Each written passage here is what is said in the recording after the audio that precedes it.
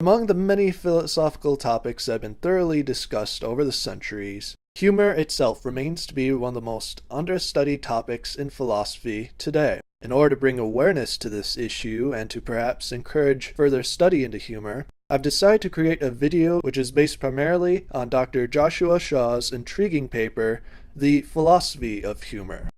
In this video, I will provide a summarized version of each of the three theories of humor Dr. Shaw discusses in his paper, in order to perhaps incite further interest in the philosophy of humor, which was the overall goal of Shaw in writing his paper. Thomas Hobbes is often credited as defining the more standard version of the superiority theory, and he essentially argued that humor involves a feeling of pride one may feel whenever comparing him or herself to others and finding that they're somehow superior to them in comparison. Think of any jokes that make fun of particular groups of people, and you get the idea. What's so goddamn funny? Nothing. Could you tell us again what your argument is all about? This is not about diplomacy. This is about dignity.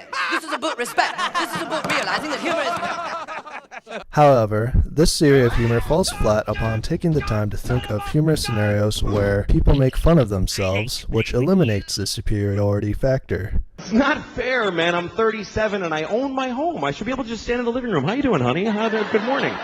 But I can't. I gotta hide. I'm down in the cellar by the boiler like a troll down there.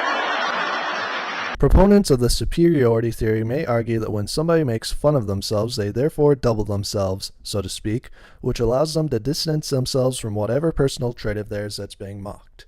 For example, when Louis C.K. makes fun of himself for hiding his masturbation rituals from his wife, a kind of self-distancing takes place and his expressed self-pity no longer seems so apparent. However, the superiority theory is flawed in that it lacks an explanation for forms of humor which have nothing to do with superiority or ridicule. The relief theory states that humor is the process of releasing pent-up mental energy.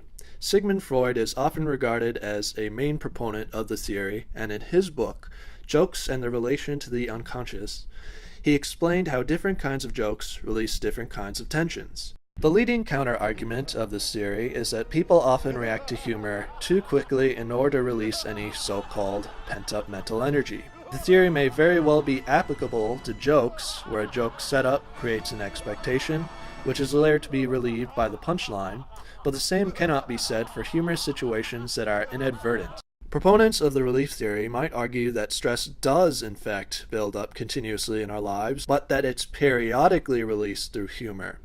However, if this were so, it would greatly imply that the most self-repressed people are most likely to partake in or seek out humorous situations, which seems to be a rather dubious claim, to say the least.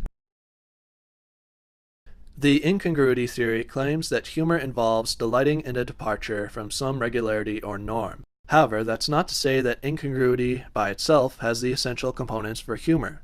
Take, for example, the moment where Janet Leigh's character was murdered in Hitchcock's Psycho.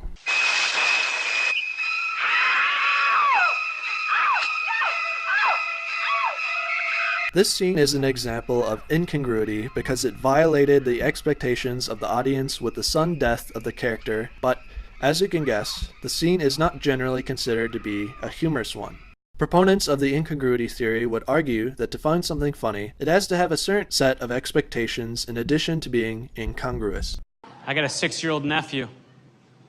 I asked what he wants for his birthday. He said, "Uncle Anthony, I want you to get me a Barbie doll." I said, "F*** you." Don't get me wrong. I don't care if he plays with dolls. He can wear dresses if he wants to, but I'm not getting him a Barbie doll. You see, Barbie dolls give little boys unrealistic expectations of how easy it's gonna be to tear off a head.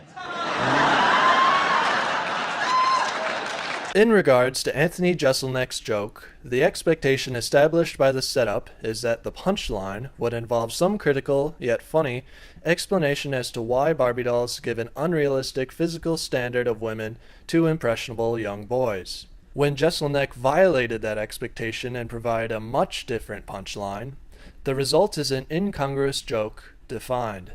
One of the main objections to the incongruity theory is that there seems to be cases where we find something to be funny even though it's predictable. A perfect example would be the Monty Python comedy lecture bit. The earliest manifestation of the simple basic precipitation jest incurred, as will be seen from the demonstration, a disproportionate amount of internal risibility on the part of the operator.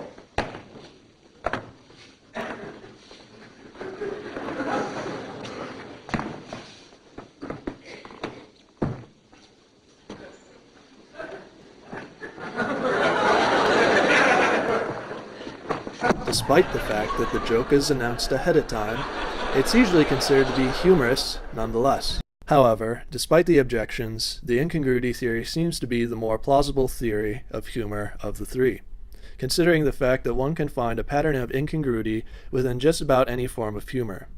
As Shaw best states in his paper, it may be more accurate to view the theories not as full-blown theories, but as more informal reflections. Regardless, in the least, they may reasonably be considered a starting-off point for those interested in studying humor from a philosophical perspective, and, in defining them, may provide encouragement to those who'd like to make their own contribution to this understudied topic.